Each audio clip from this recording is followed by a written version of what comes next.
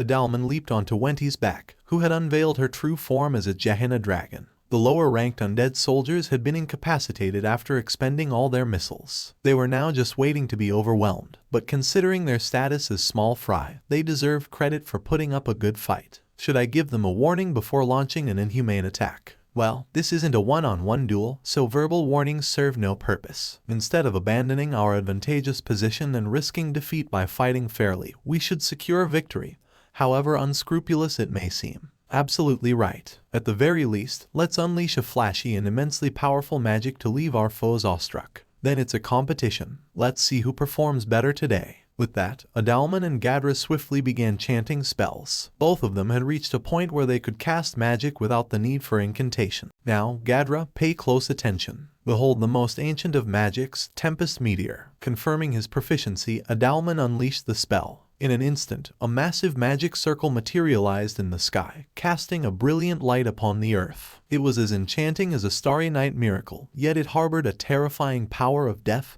and destruction. Over 1,000-meter-sized meteors rained down, wreaking havoc on the land. No matter how powerful giants boasted of their ultra-speed regeneration, it was futile against such severe damage. The scope was too vast, with no escape. Adalman's extreme magic proved even more effective than intended, incapacitating up to 30% of Dagruel's army in a short span. See that, Gadra? I believe I've won, haven't I? The meteor's impact caused a colossal explosion, and Adalman declared victory, surveying the tumultuous earth below. Adalman relished flaunting his prowess to his rival, but Gadra was far from amused. Why does he know this kind of magic? It's not holy magic or necromancy, but rather summoning magic, akin to dark magic, my own specialty. Keep boasting. I'll show you the true essence of magic. Come, all those plagued by eternal hunger, devour everything with your fangs. Nihilistic Parade, a dark magic of the utmost malevolence. As intended, a colossal magic circle materialized both on the ground and in the sky.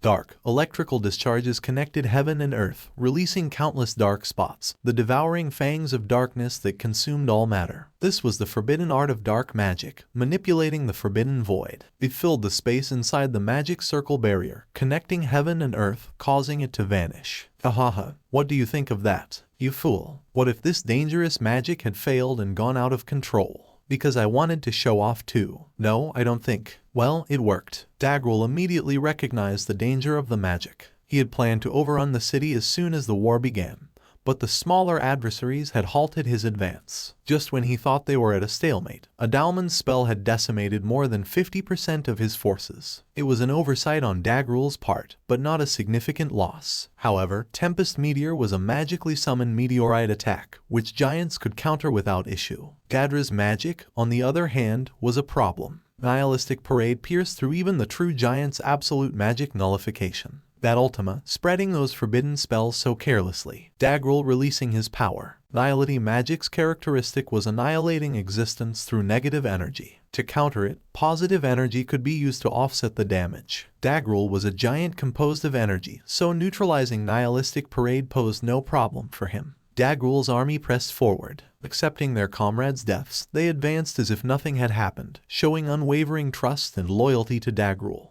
They moved across the battlefield without a trace of fear. I can't believe it. Dagruel is the real deal. He neutralized such a dangerous magic effortlessly. As Nihilistic Parade was silenced, the giants resumed their march, seemingly unfazed by their comrades' deaths. I'm baffled. Shouldn't they be strategizing or retreating in this situation? More importantly, I'm curious. It can't be helped that Demon Lord Dagruel nullified the void.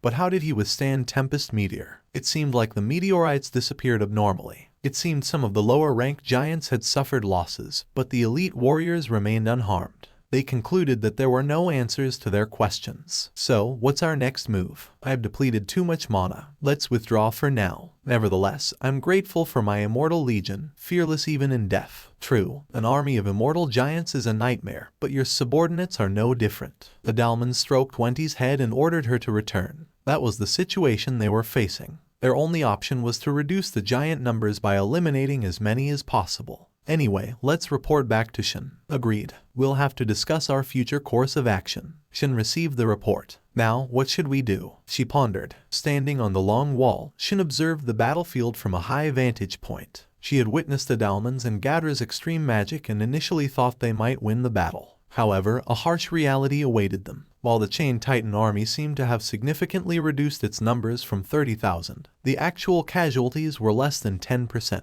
They had now formed an assault formation, with 2,000 Death Knights at the center and 10,000 Bone Soldiers with secret weapons flanking them. They attempted to encircle the advancing Chain Titan army but were outnumbered and unable to complete the encirclement. Is this going to work? It should be fine. We'll show those who know no fear the true terror of the undead soldiers. It looks like I'll have to step in. Adalman, with his mana restored, mounted Wenny once more. Do you have a plan? I've run out of ideas, so it's a matter of seeing what unfolds. With those words, Adalman returned to the battlefield. He activated a modified version of necromancy he had been developing for this very moment, Immortal Legion creation. Adalman loved this spell, named after his own legion, for its astounding area of effect. Within its range, it transformed the fallen, friend or foe alike, into undead soldiers obedient to his commands. Adalman had anticipated this from the start, devising the secret of creating these immortal giants. Is this even possible? Adalman had a hidden gem like this up his sleeve. I can't believe it. We're fortunate to have allies like you guys. The tide of battle was once again reversed. The giants, once dominant with their power, now found themselves at a disadvantage due to a greater force. Moreover, the death giants were immortal. Even if destroyed, they would instantly resurrect under Adalman's command.